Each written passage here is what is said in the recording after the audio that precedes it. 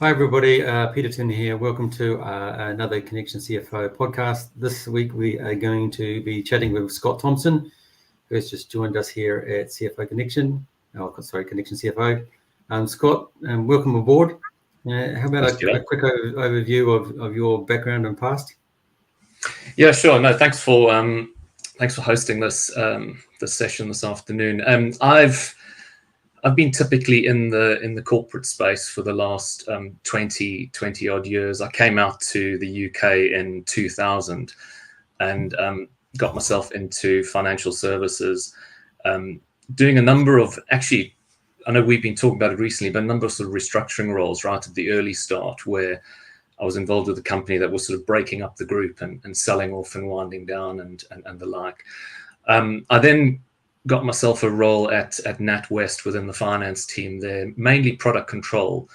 But as I went through my sort of career at NatWest, I moved up through the finance ranks and was ultimately focused very much on strategic finance partnering at the end of my stint in finance, and always within the commercial space, dealing with businesses and people on the banking side, but focused on businesses as a sort of a key theme through my career.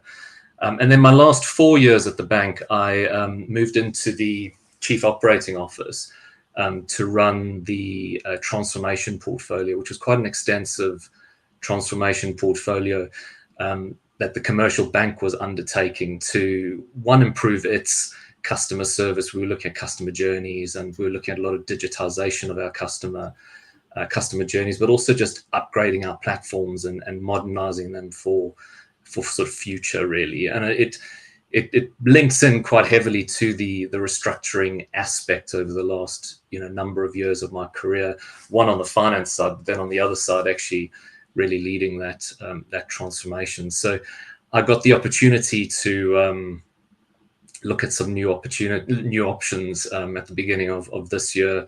And fortunately enough, we crossed paths, and I've spent the summer sort of planning my next move, and to this point that we are today. Yeah, I think one of the things I really like about your past is that restructuring piece. I think most people think restructuring is about a business that's in a bit of trouble, maybe in a bit of crisis, but actually, when you think about it, as businesses hit certain brick walls, as they're scaling and growing, they need to probably go through a restructuring process of some form.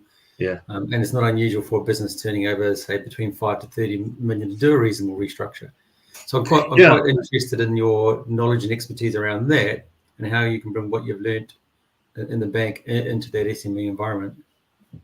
Yeah, I think it's such an important strategic lever, I guess, to call it. Yes, there is that, the restructuring that probably, as you define, as people know about, bringing a business back from that sort of, that point of just going out of business, trying to save it from that. But I see it more as a strategic lever for the management team or the executive of a business to sort of go through on a more regular basis. And it's not necessarily to enact change for the sake of enacting change, but it's often driven by how your business or how you see yourself fitting into the external environment. And if I think back to over the past, say, 20 years that I've been in the city, we've had some really significant changes to the external environment that I think, when you just think back at them, I've sort of just thought of a few here around the global financial crisis, followed by UK austerity measures. We then had the Brexit referendum. We had global energy crisis. We've had, you name it. There's been quite significant events that have taken place in a relatively short business time frame that, if a management team has not contemplated some of those impacts on their business, I would be hugely surprised. And so some of those impacts are driving change in profitability. They're driving change in product. They're driving change in consumer behavior. And I think these are all facets that lead you to thinking, okay, what are the lead indicators that we might have as a business that actually allow us to think forward and think about what that impact would have on us, and how do we want to react to it? In some instances, they might not need to react to it. But in other instances, they probably will. And I think inaction will lead to probably substandard decisions being made. So I think it's quite key that the CFO, the fractional CFO, is in tune with that external environment and the impacts on the business, on the forecasts, and the shape of where the business is trying to get at, to lead the management team through to the right level of conclusions to determine where they need to restructure, what they need to restructure. And when I use the word restructure, it can be anything from a small team restructure to stopping a product or stopping a service, and then actually taking out those processes and practices out your business that you really do achieve the efficiencies. But it might be that actually you need to change the way in which you deliver a product to a business. It might need a digital platform to do it. So there's investment there that's required, there's transformation. So these are all quite positive strategic aspects that actually enable you to grow and develop and actually really maintain or penetrate the market further as you go. So I think it's quite a key business activity to go through. It's not easy, though. I mean, it really does need decisions to be taken, and it needs the executive of that business and the CFO to plan effectively, really consider the impacts of where they need to go, how they need to do it, how long it's going to take, and what are the objectives that they're trying to achieve by it. And I think those initial planning stages may be sometimes overlooked. I don't have any definitive sort of examples of that, but I think the planning is key, because I think the people consequences of structural change, product, business change is often the thing that can either make or break a restructure. And I think getting in tune with employees, stakeholders, early upfront, being clear, consistent, giving them the right story, telling them why it's important, what the rationale is. I think it all sets you up to make a much better restructure. And I think the one thing that is often overlooked, certainly from my perspective, is that sort of post-restructure review. Is it better or worse for remaining employees that are left behind? Are they just picking up the work that the people that left have now sort of handed on to them? Have you actually really restructured, or have you just cost cut or cost saved? Yep. So there's some key things there that I think the executive of a business should really be sort of contemplating when they go down that route. Good. I think the thing I like about in conversations with you is that you're considering those other external elements. I think it's critical for a CFO to understand all parts of a business. Definitely. It's not just about the numbers, and it's not just about the narrative around the numbers. It's about the market, the routes to market, product innovation, people, etc. And then so you talked about some of the defining moments like Brexit and the .com crash, etc. Obviously, AI is going to become, it's on its way to being one of those defining moments. But and for the CFO, to some extent, it's sort of about automation, and automation may be about reducing numbers in terms of employee counts. But I think that's one element. The other element of it is, how can we bring that wider market knowledge through predictive forecasting? So your views on AI in terms of the impact on the CFO and the finance team would be quite interesting. Yeah, it is a very interesting field, and I think most people that probably will listen to this or interact with this podcast have probably dabbled with ChatGPT as being maybe their entry point into what AI might be able to do for you. And so I think people have a sense of what it is. I think it's fair to say it's a rapidly developing area. There's so much talk about AI in the press and how it's going to be the savior of this and the savior of that.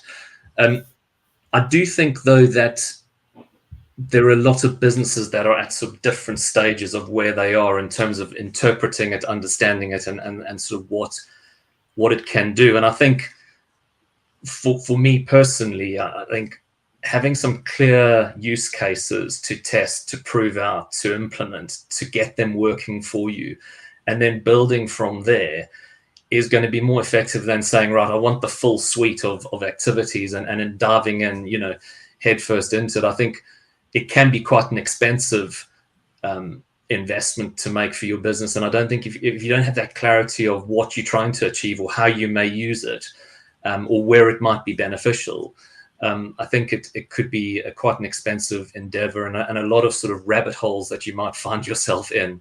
But that said, I actually think from and actually you could use CFO or finance function, but you could also use the business in the same sort of interchangeable sense here. But I think from a CFO perspective, that ability to interpret, understand, analyze big data sets is going to be one of those sort of game changers. I think data is definitely one of the key attributes of a business. And I think a lot of businesses have a lot of data. I just think it's probably not utilized to the fullest extent. And I think AI will probably unlock that in many ways. And I think that will allow the CFO to maybe plan better, maybe lead more constructive decision making at the board table where he will operate on. I think for his team or his function, automation will probably be quite an advantage for him in terms of those routine tasks that potentially could be automated and run through sort of automatically. It might even speed up your month-end close. From where you were. I know some of the bigger companies out there do tend to take some time to close their ledgers, so maybe there's some opportunities there for that. The predictive analysis, I think, is also quite interesting, and being able to sort of bring in other facets of the external market. I think that really is where it's going to unlock forecasting, risk management, scenario planning, those sort of what if scenarios. What if interest rates drop by X% or rise by Y% over the coming, Z months or whatever the scenarios that you're building. I think that can really sort of add value.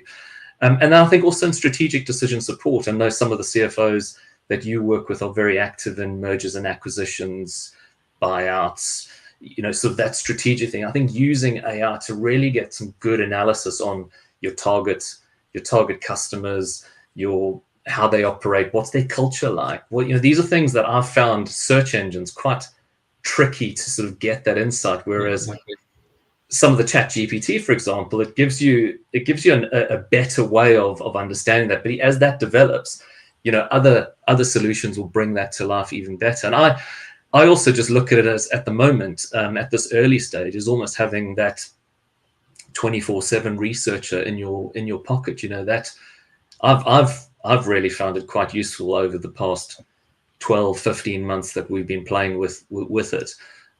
So I think that really helps, and that it allows you to sort of, good questions in, get good answers out, and better answers out. So it's a little bit about that. But I think if you think of a finance function, it's an expensive function with lots of qualified and professional people in it. If we can avoid them doing more of the routine tasks and get them thinking strategically and starting to think about how they add value, that has to be a benefit to the CFO and to the main board. 100%. I always think about the number of pitch decks I've seen in my lifetime, and one of the part is where it comes to competition, then they might say I've got one or two competitors.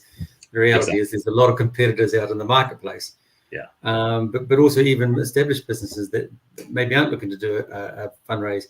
You talk to them about their competitors, and the reality is we know very little about our competitors. But AI and data should be able to bring us a much wider data set, and then we might be able to ask, I want to see all those businesses that are within the same revenue range as myself, and that are scaling at say 30%, for example, where we know we're scaling at 15%, then we can genuinely ask ourselves. The question is why they're doing it. Is it people? Is it product? Is it market? So I do see that. I really do feel that research role will be quite a big position inside businesses. No, I totally agree. And I think for me, it feels like, as opposed to hiring new people in to interpret and understand, how do you use existing resources through efficiency and optimization of their more routine aspects of their role to allow them time to sort of come into this and start adding value. And so just one of the questions that I've got is, as a fractional CFO, and bear in mind I've placed over 700 fractional CFOs into over 700 businesses on a fractional basis. I'm always interested in what your views are on how do you feel you should shape the finance team so that a business gets the best out of you? Yeah, and I think, Peter, I think that is really quite an important aspect. And I think to sort of help with that answer, maybe just a couple of attributes of a fractional CFO. There might be people listening here that, you know, have picked up on fractional that don't fully appreciate. But you know, from my perspective, and I'm new to this game, way newer than you are. But I see myself bringing that independent view, that outside view. I see myself as having multiple clients that I'm looking at, as opposed to one. It's in the name, fractional.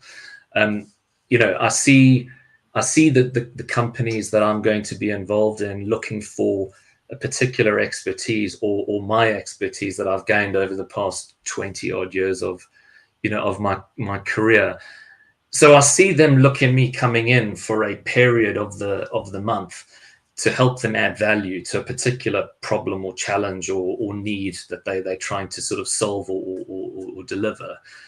So I personally don't think they want me to sit there and do the accountancy for them. I think what they're looking for is that strategic business partner that can help steer and navigate through the challenges that they've got. So I think for me, going into a business, one of the very first things that I probably need to establish is, what is the quality of the team that's in the business today? What do they do? How do they do it? And are there any sort of gaps or issues that we need to deal with to get that right? Because I worry that the more I leave that unsolved, the more I become that gap filler for that team that is not what they want me to do in the first instance. So I think building out a team within the business that is right for the business, suitable for the business, in terms of size, quality, etc. Considering whether there are other alternatives to filling the gap. It might not be a permanent hire into that. There might be an alternative that I can bring and work with them. But I do think that's quite a critical part to actually freeing me up to do the job that I'm being, you know, asked to do from a fractional CFO perspective. So I do think that's quite an important aspect. The other thing that I might just do a little cheeky plug for your business on is that I think using a business like ConnexionCFO, there will be that ability for our customers, clients, to access a broader range of CFO skills that maybe I don't necessarily have, but as being able to access that wider skill. There might be unique initiatives or unique experiences or expertise that you have within your pool of CFOs that we can draw on and solve problems together with. So it becomes quite a win-win situation for that CFO and their business. 100%. So probably the final question that I've got for you is, especially given your background in banking, is debt versus equity. And I'm probably talking more businesses that are probably in the 5, maybe 10 million turnover plus bracket. Because obviously debt has a cash flow implication, repayment implication in it. But giving away equity is, it's always good to protect our equity positions. Yeah. There's an old saying: once you give it away, you can't get it back. So exactly. So given your experiences, if you could just give an overview on, and I know it is dependent on the individual cases, but your thoughts around debt versus equity. Yeah, I mean, it is a great topic, and I think it's one of those areas that probably does lead to quite a bit of debate and quite a bit of modeling and planning around what's the right outcome. I think before diving into the topic, I don't think there is a sort of a one size fits all. I don't think there is that perfect balance of one or the other, or a combination of both. So I think it's going to need quite a bit of work, quite a bit of understanding, a bit of scenario planning to try and sort of understand what's the optimal piece. But even just looking at the debt piece that you referred, and even if you just took the type of business that could probably access debt, just even trying to work out the type of debt that you want is going to need some thought. You've got without deep diving into this, but you've got long-term debt, you've got short-term debt, you've got working capital financing type needs.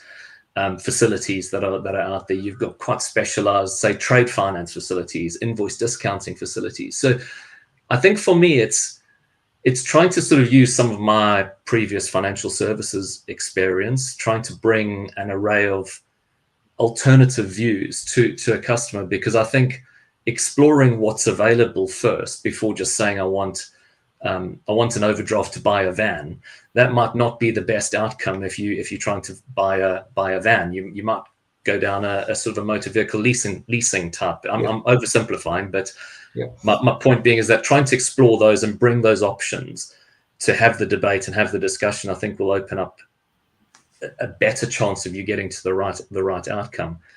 Clearly, with even with equity, there's different classes and different types of equity. But as you say, the striking the right balance is, I think, where you really want to try and get to. And I think obviously debt is typically lower cost than equity. I think equity shareholders typically have a higher expected return for their investment than, say, a bank might have.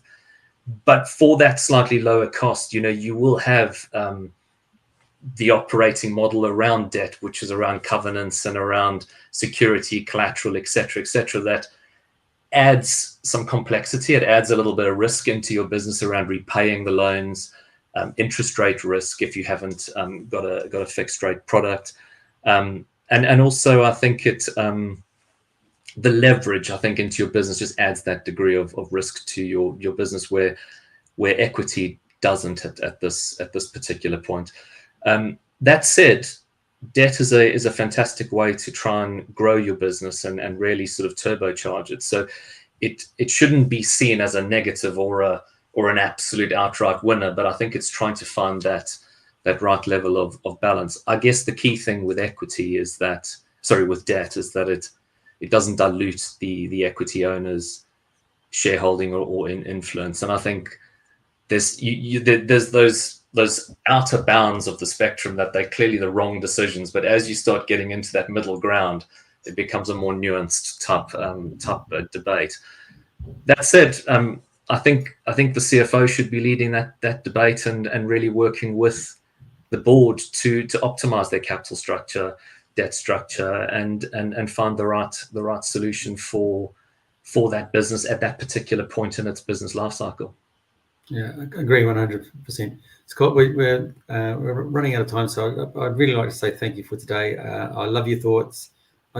Normally I wouldn't bring on board somebody straight out of a corporate environment, but I just see the value you can add to businesses about restructuring for growth, about dig equity, financing solutions, and your wider understanding around the external, not just the numbers. So really pleased to have you on board, and wish you all the best, and I look forward to working with you. And if anybody has any questions, you can reach out to Scott direct or myself. Definitely, yeah. And thank you very much. Thank you, Peter. Really appreciate it. And hopefully it's a good relationship going forward, or a long-term relationship going forward. I'm sure it will. Okay. Thank you. Bye-bye. Cheers. Bye.